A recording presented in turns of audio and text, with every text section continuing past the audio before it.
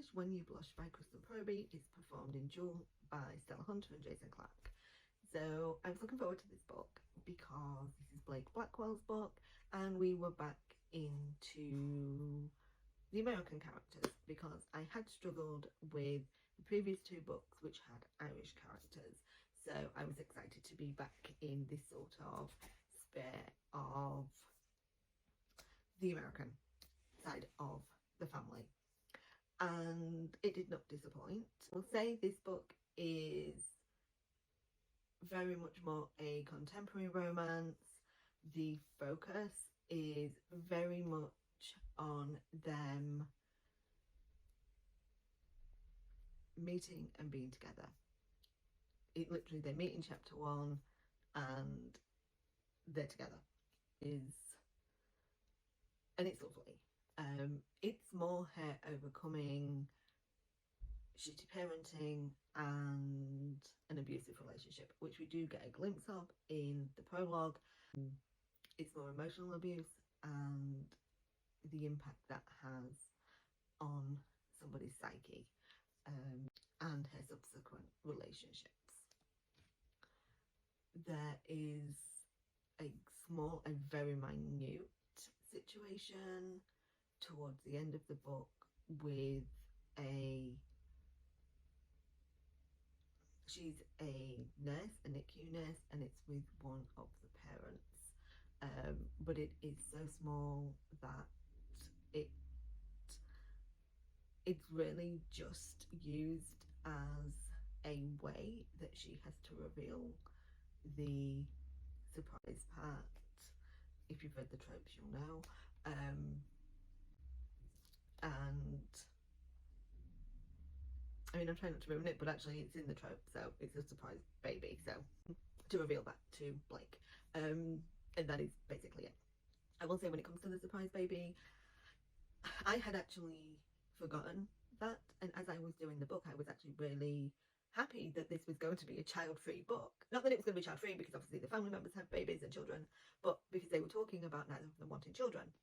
And so I really was happy with that, because, you know, not everybody wants babies and yada yada yada. And then when it happened, it kind of was like, oh. And it kind of felt like that whole rhetoric of, oh well, you'll change your mind, which I didn't love, I'll admit. And how people found out, because two people find out they're pregnant. That whole thing to me was just the most bizarre thing I've ever heard of. Like, I don't know, and maybe that's because of my own personal situation, like, but I just can't think of anything worse. And the fact that somebody was struggling to conceive, and okay, that they had that be a happy thing, but actually that could have been really harmful and insensitive to somebody struggling. So yeah, not a fan at all. Then I also just never understand in these sorts of books that have medical professionals inability to understand or spot the signs. Like, what do you mean? What do you mean you don't know what the signs are when you literally work with mothers? Like, what? What do you mean? Or you don't understand how an IUD works and how long to calculate for a change? And what do you mean you have to ask if sex is safe? You literally work with pregnant people every day. I don't understand. But that's just a personal thing. But it's like all the time. But anywho, I love the relationship between Blake and Harper, and I think that really came across really well. I loved that when he is holding back, she tries to go and he's like, no, we're not doing this, we're not, let's talk it out. And I love that he knows what he wants and she is it, and he has gone from being the playboy to I'm all in, and he knows her history and is so mindful of that and wanting to do what's right by her. they're just so sweet together. And like I say, there's very little conflict in the book. We do have the thread for the next book, which is Juliet and Brooks, and of course we've had that a little bit from the last book.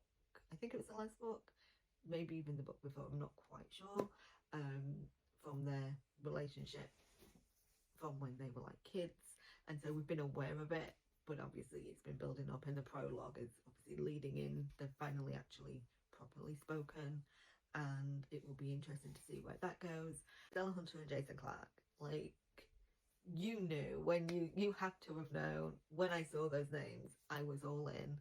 I will say that first things first, the side characters, yes, I was like, as soon as like I heard like even the Irish, I was like, yes, perfect. And I might have enjoyed the Pride Box had they sounded like that. The way that Stella Hunter performed Harper, and the way we get her strength, but also that vulnerability of her wanting to move on, but also dealing with the trauma of what she's experienced from being tiny, and the implications of that on a person. You can only be told so many times that you were worthless before you start to believe it. And the way she is unlearning that, and that's really the way Stella incorporates all of that in her classic sweet but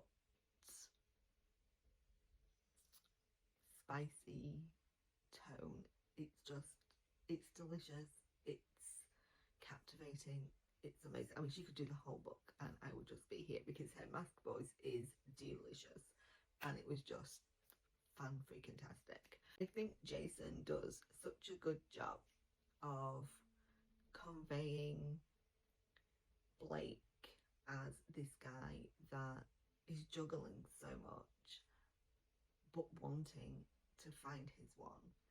He's seen everybody else in his family fall, and he wants his turn. He doesn't want to be this playboy anymore. And I think he really conveys that really well when he starts to fall. And it's like this suave sort of, she's mine, nobody's going to take her from me sort of. And it's just a really great listen, and Jason and Stella together are fantastic. I mean, they're a dream team, right? And production wise, fantastic. It's definitely one to check out. You should go get it.